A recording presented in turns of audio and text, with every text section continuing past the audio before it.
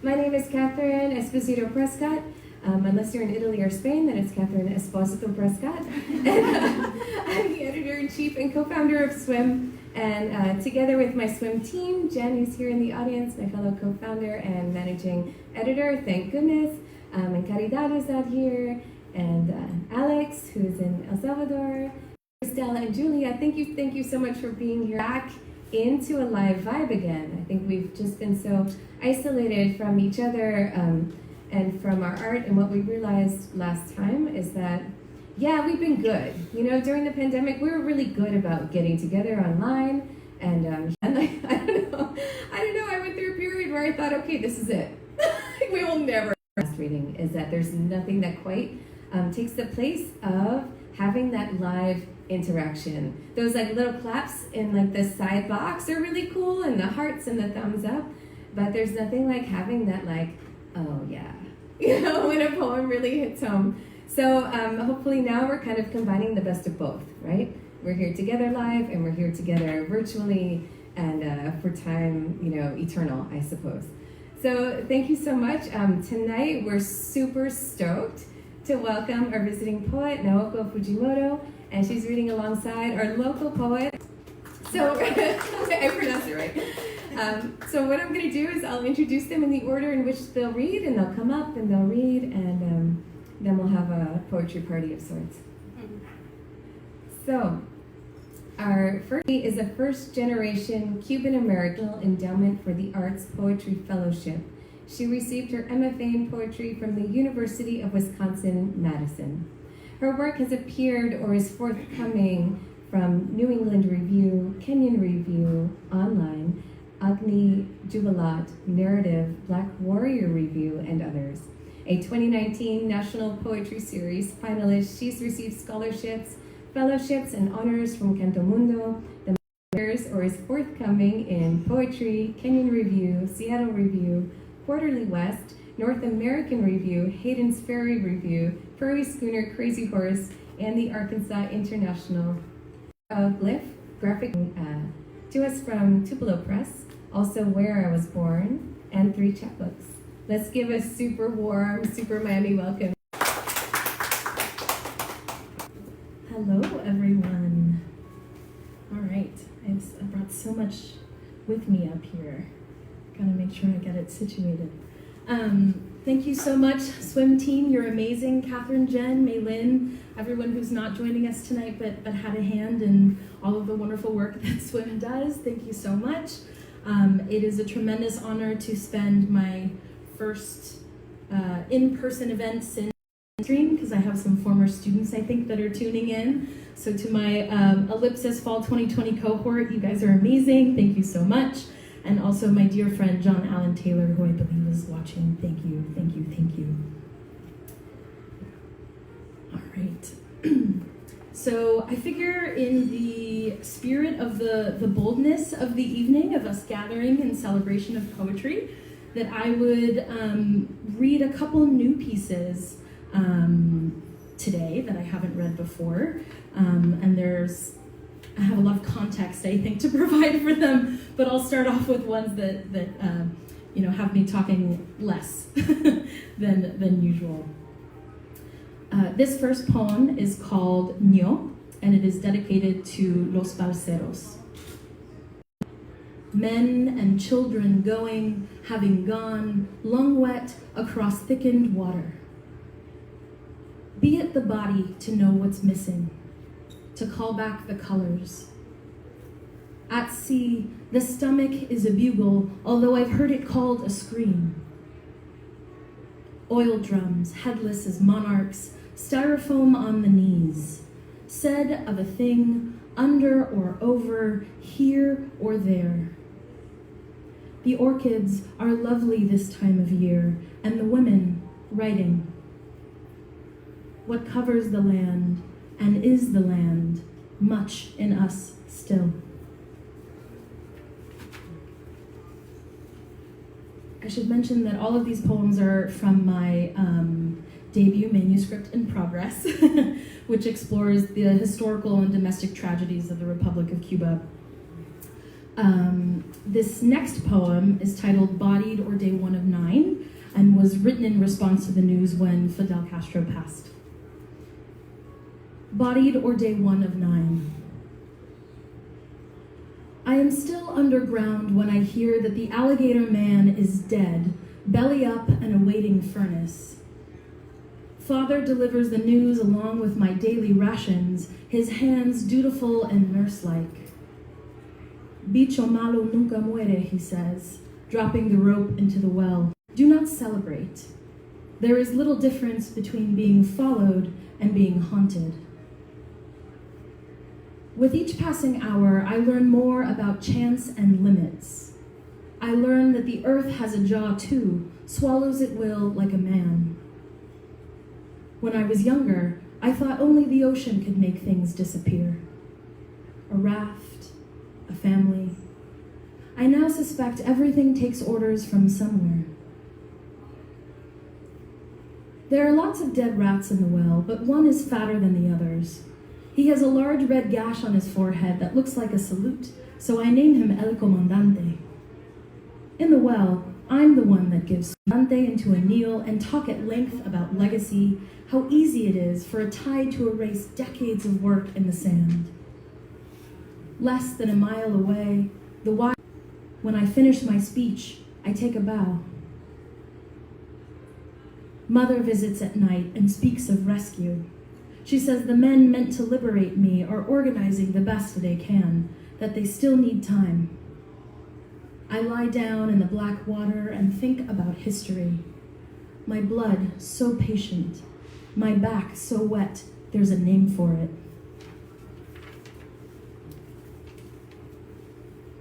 All right, this is where things get a little weird.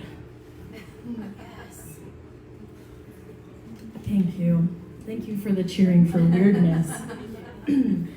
So this next one, I think, was one of the last pieces that I wrote for the manuscript.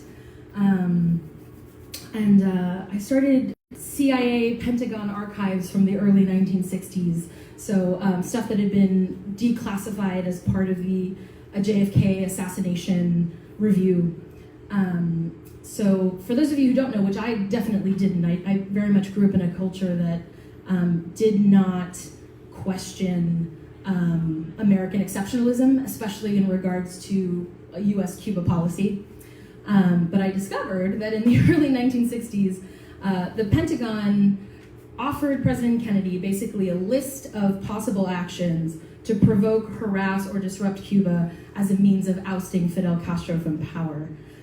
Which sounds, covert, but it's far more sinister than you could imagine, in that from this list of potential actions to oust Castro, it includes on American soil in Miami and Washington, D.C., and that would be conducted in framing Castro. So atrocities, essentially, that were pitched as a means of justifying American forced entry into Cuba to take over power. So I was dealing with these archives, and I started lifting language, doing erasures, and this poem, which is called Massive Activity, lifts a lot of language from those memorandums.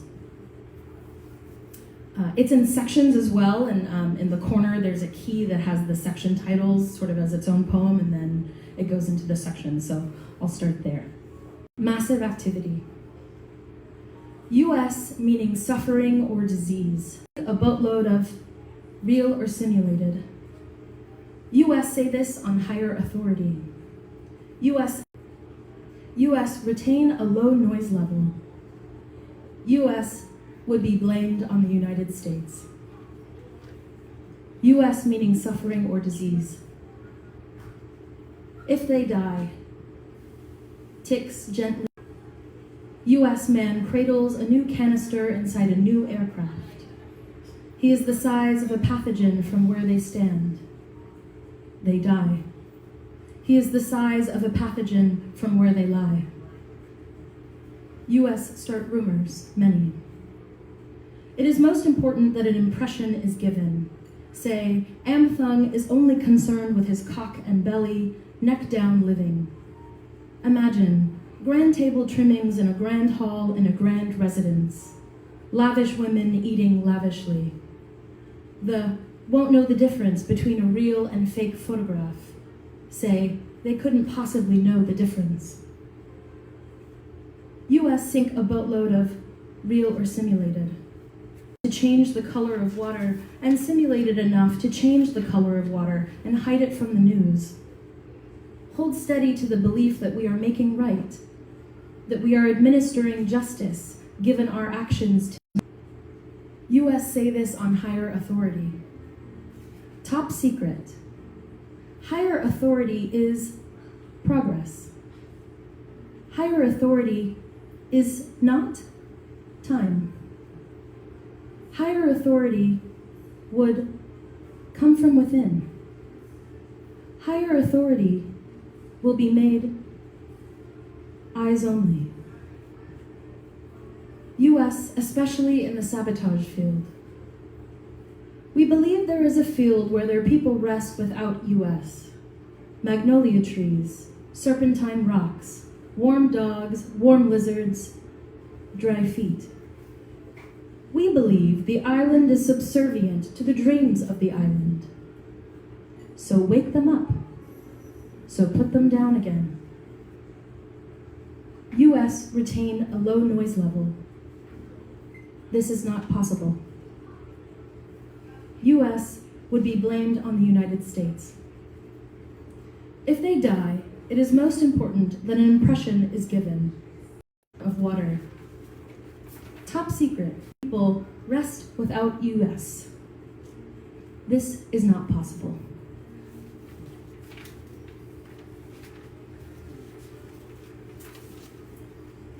All right, quick swig of water before we get into another weird one.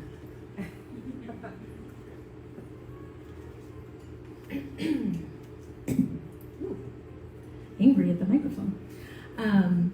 All right, so this next poem is also part of that research that I was doing into the archive of these sort of heinous plans to justify US interventionism. And one of them, which is sort of referenced in the previous poem, was called Operation Good Times, and it is very ridiculous. Essentially, the CIA planned to leak a fake photo of an obese Fidel Castro surrounded by women and food with the caption, "My ration is different." And they thought that if the people saw this, they would be like, whoa, Castro's not one of us. He's, he has everything. Which, sure, yes.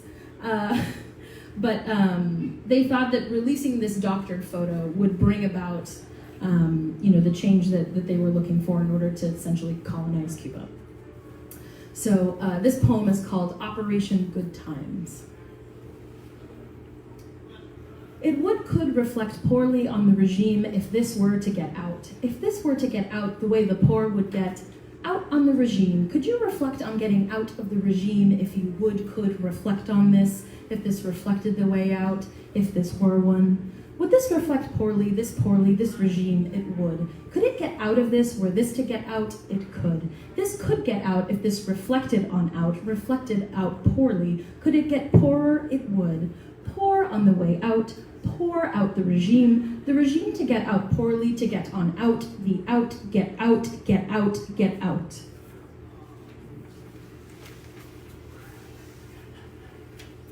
Just a couple more. Thank you for bearing with me.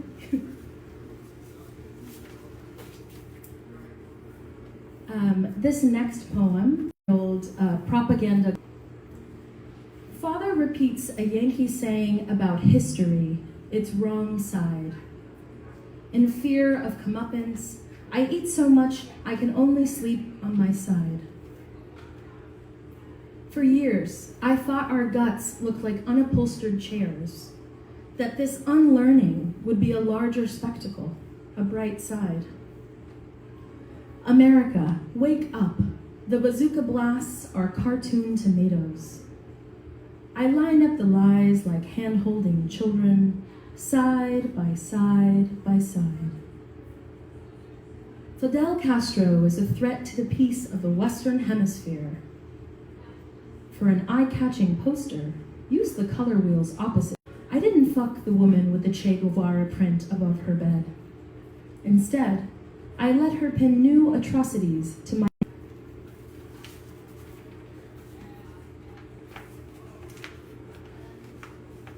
3 more. This is the last one kind of in that series, which were the last couple of poems that I put into the manuscript. And this one's titled Self-Determination Theory.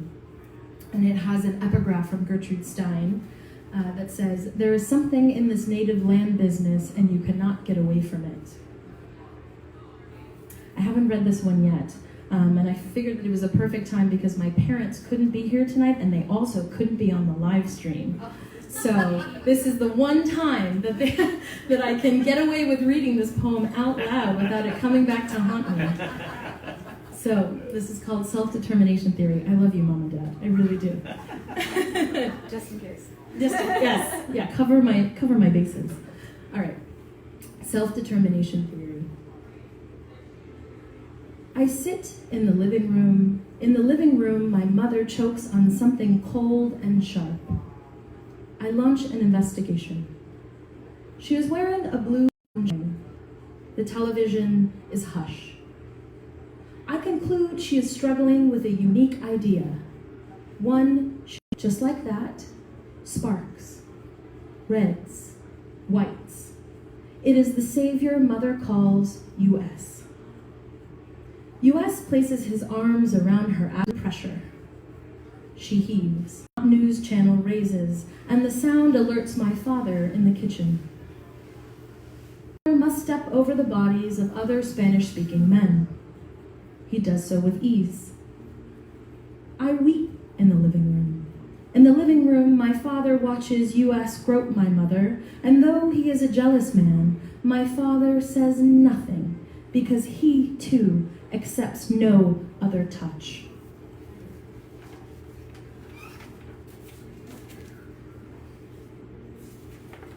All right, 2 more. In a slightly different vein. This poem is called Mal de Ojo, which translates to evil eye. It's a reductive translation, but we'll keep it for now. Mal de Ojo. I study her hip bones midday. Something crackles through the trees. No, a withering. I let the last malanga rot on the counter because it is easier not to have to cut another thing open. Bulls in my blood, pawing, the winter of it all. Days later, I made another woman my enemy. I followed her for 3 blocks before I tripped over my envy, forgot to lessen myself. When I hit the sidewalk, I felt my mother fall in Florida, and her mother the same. But I am smaller now than I was then. Please, do not.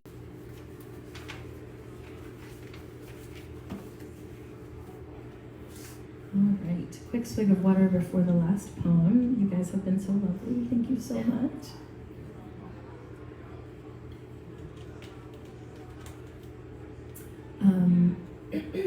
This last poem is called Remedios, which is the small town in Cuba where my grandmother was born.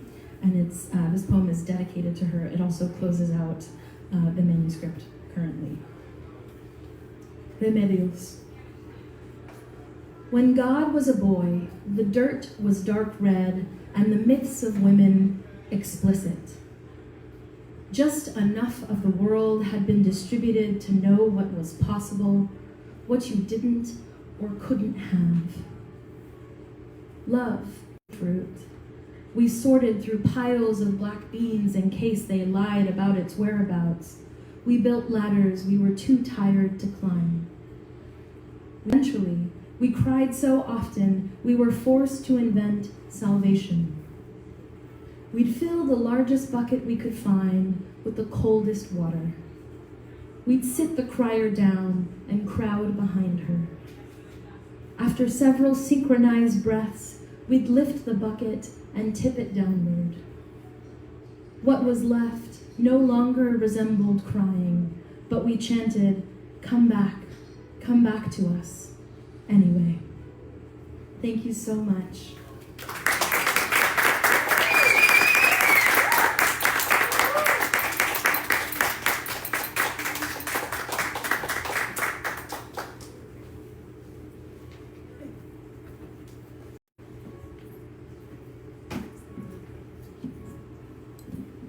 Good evening. Hi, Instagram and Facebook viewers. So, Leslie, it was a wonderful college your works. Naoko Fujimoto.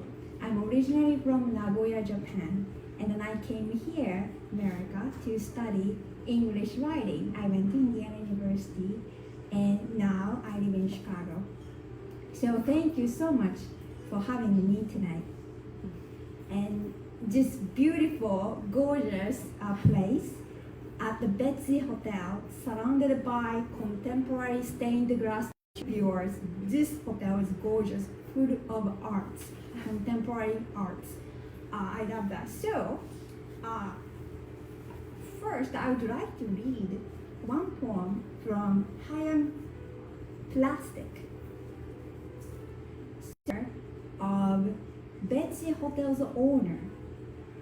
And when I read this book, there is remembrance of things, like family things, everyday things, but things that create your identity. And when I read this book, I understood how that Betsy Hotel carries on their hospitality and creative spirits. So I found one poem, it's called Hiroshima, so I'd like to read his poem first.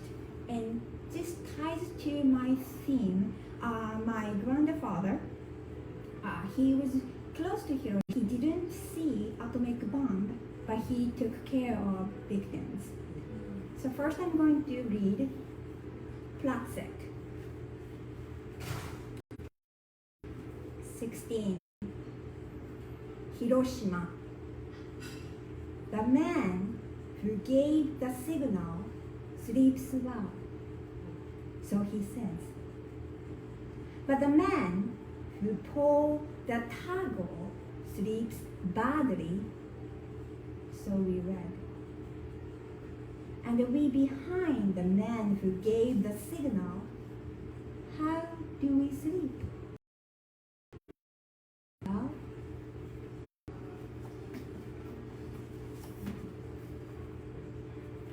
Thursdays. Mother cleans grandfather's apartment. She picks up a photo documentary, Auschwitz.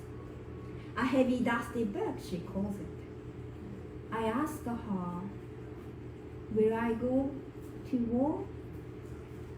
Holding a vacuum cleaner, she says, I want your pain. In the smallest room, my sister cries, her growing teeth.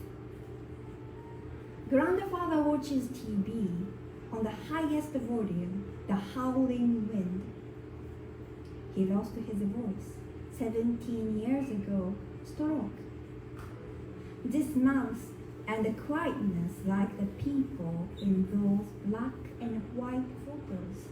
Piles of Jewish clothes, glasses and hair, half-naked bodies and holes in the ground.